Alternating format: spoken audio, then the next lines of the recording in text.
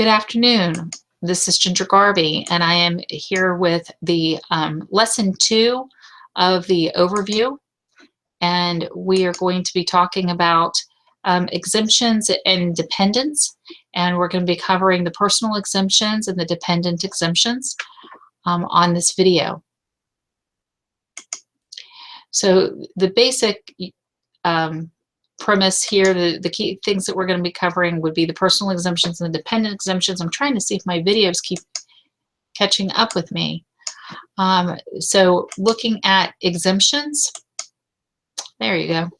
The exemptions for 2016, it's $4,050 for personal exemptions, and it's the same amount for your dependent exemptions. You receive the same $4,050. The exemption section of the 1040 is located here and about halfway down on the top of the 1040. And I'm going to blow it up a little bit so that we can look at it in more detail. The exemptions allows for a place for a check mark for yourself, a check mark for your spouse, and for you to list any dependents.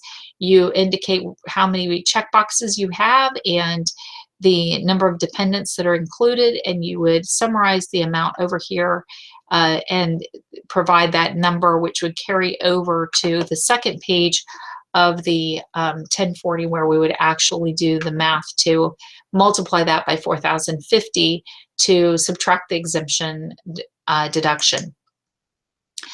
Generally, you can take one exemption for yourself and one exemption that would be unless you're being claimed as a dependent by somebody else. So one exemption for yourself and one exemption for your spouse. These two exemptions are considered to be personal exemptions. You would never consider your spouse a dependent. You can claim an exemption for your spouse if you are married filing jointly. In the event that you're married filing separately, the only way you can claim your spouse's exemption is if they have no gross income and they are not filing a tax return and they are not a dependent on another return. If you're divorced or legally separated at the end of the tax year, you cannot claim your former spouse as an exemption. If your spouse died during the tax year, you can generally claim the exemption for a deceased spouse. There are two types of dependents. One we refer to as qualifying child. The second one we refer to as qualifying relative. The basic rules for claiming a dependent is first the dependent taxpayer test. What this is saying is a person cannot have a dependent if they are a dependent. So if you have a child who has a child, they cannot claim their child if you are claiming them. Or even if you can claim them, you can't just choose not to claim them so that they can claim their child. So in the event that a person could be claimed as a dependent by someone else, then they are not allowed to have dependents on their tax return. So that's the first one. The second one is the joint return test. A joint return test refers to the fact that if somebody is married, you typically can't claim them as a dependent. There is an exception here. You can claim a married child as your dependent if all of the other factors or all the other tests are met and the person is only filing the return to receive a refund. They were not required to file a tax return, and they don't actually owe any taxes. They're just filing to get their refund. And then the third one that applies to all types of dependents is the citizen or resident test. And in this one, we're saying that a person cannot be claimed as a dependent unless that person is a U.S. citizen, U.S. resident alien, U.S. national, or a resident of Canada or Mexico. We did, as part of NAFTA, agree to allow U.S. taxpayers to claim dependents that are living in Canada or Mexico, assuming that they meet the other qualifications. So here's an example of a joint return test. Ginger's son and his wife each had less than $3,950 in wages, no unearned income, and neither would be required to file a tax return for any other reason. Taxes were taken out of their pay, so they are going to file a joint return in order to get a refund. Is Ginger disqualified from claiming their exemptions just because they filed a joint return? No. If all of the other tests are met, Ginger can claim their exemptions even though they filed a joint return. So now we're going to get into some more details about your qualifying child. The first one is the relationship test. Relationship test indicates that in order to be a qualifying child, a person must be your son, daughter, stepchild, eligible foster child, or descendant of any of them, or brother, sister, half-brother, half-sister, stepbrother, stepsister, or a descendant of any of them. So it can be your child or grandchild, your siblings or nieces and nephews. Any of those individuals would pass the relationship test. The second thing is it could be an adopted child. An adopted child is always treated as if it was your own child. We do mean legally adopted. This wouldn't be just someone that you adopted by heartstrings. You can still adopt them by heartstrings, but you don't get to call them a qualifying child on your tax return. An eligible foster child similarly must be somebody who is placed with you by an authorized agency or by a court judgment or a decree of some type. And that is, again, not just someone you choose to call your foster child, but it has to be someone where there is some type of a legal relationship between you and that child. The age test is next. The age test and the relationship test are somewhat unique to the qualifying child. To pass the age test, a person must be under the age of 19. If they're not under the age of 19, as long as they're under the age of 24 and a full-time student, you can continue to use them as a qualifying child. Or if you have a child of any age that's permanently and totally disabled, they can also be considered to have passed the age test. So permanent and total disability, under the age of 24, and a college student, or under the age of 19. Those three qualifications pass this age test. The next one is the residency test. For the residency test, the child must have lived with you for more than half the year. We consider somebody to be living with you if they are gone for a temporary absence, such as children who were born and died during the year, kidnapped children, or children of divorced or separated parents. In that instance, they're still considered to have lived with you. A person is considered to have lived with you during any periods of time when you or they are temporarily absent due to such circumstances as illness, education, business, vacation, or military service.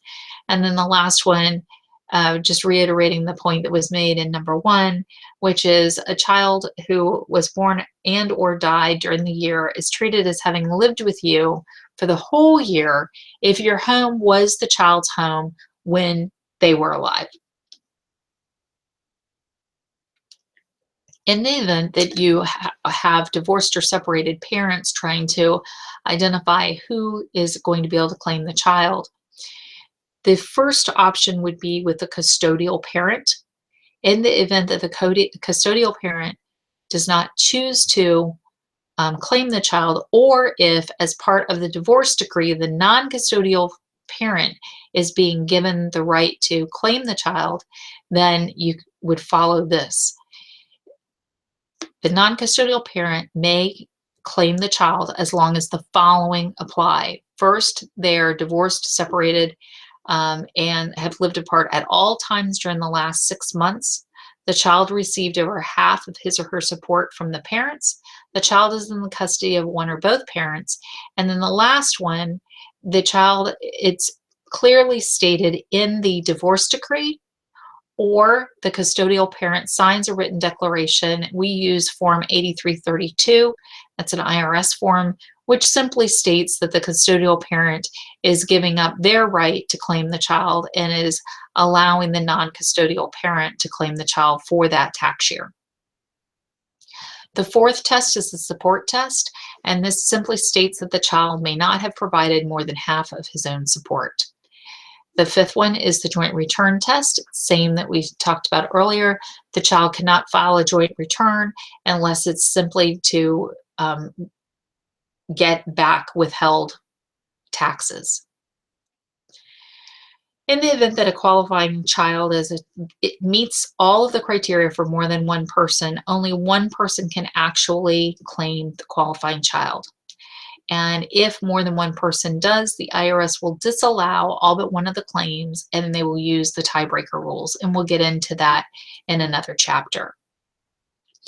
A qualifying child. If the qualifying relative test, for the qualifying relative, what we're going to do is we're going to look at the following 4 tests. The first one being that they are not a qualifying child of another taxpayer. So if someone can be a qualifying child of somebody else, that takes precedence over being a qualifying relative. Number 2, they must be a member of the household or pass a close relationship test, which would be considered an exception to them living in your house for the full year.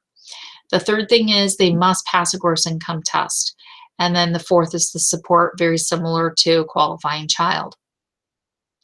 So not a qualifying child test, it just simply states that a person cannot be your qualifying relative if they should be the qualifying child of any other taxpayer. So we consider this the person is not a qualifying child of, quote, any other taxpayer if the child's parent is not required to file a tax return, does not file a tax return, or files a tax return solely to obtain a refund of withheld taxes. Member of household or relationship test. The person must live with you all year as a member of your household or be related to you in one of the following ways. If the person is your child, again, it's the same as the qualifying child. That can be your child, stepchild, eligible foster child, brother, sister, half sister, stepbrother, stepsister. Then we go on the other side of the generation: father, mother, grandparent, grandfather, stepfather, stepmother, son-in-law, daughter-in-law, father-in-law, mother-in-law, brother-in-law, sister-in-law, or a descendant of any of these. They would not have to actually live with you as a member of your household. So let's say, for example, that you are a parent and you're supporting your 30-year-old son. He doesn't have to live with you to be able to claim him as a dependent. He just simply has to meet the rest of the tests for the qualifying relative. Again, we discussed the fact that the eligible foster child must be placed with you by an authorized agency or by a judgment decree, something through the court system. The next one is if a person is your cousin, they must live with you all year in order to meet the member of the household test. A person would not meet this test if at any time during the year the relationship between you and that person violates local law. This is still part of the IRS statutes. This was something that was in the statute specifically that addressed not claiming dependents. Someone as a dependent in states cohabitation was illegal, or in states where, before same-sex marriages were recognized. So this statement E would still apply in the event that there are states where cohabitation is still illegal. It is no longer the case in Virginia. The gross income test. The person's gross income test must be lower than the exemption amount. And in 2016, that amount is $4,050. Again, they must pass the support test. And if you're going to claim them, must provide more than half of their total support. So we're going to look at what is included in total support. Total support is anything that is paid for the support of that person. It can be food, lodging, clothing, educational care, medical care, gifts, and recreation. So it's not like this is just food and clothing. It's anything that goes into support. Yes, hairdresser, that would be included in their support. If they go to the spa 4 times a year, that's included in their support. So it's not just bare minimum support, it's anything that is included in the support of that person. So here's example number 1. Your mother received $2,600 in Social Security benefits. She also received $300 in interest, and she put her money into her savings account. So she received $2,900.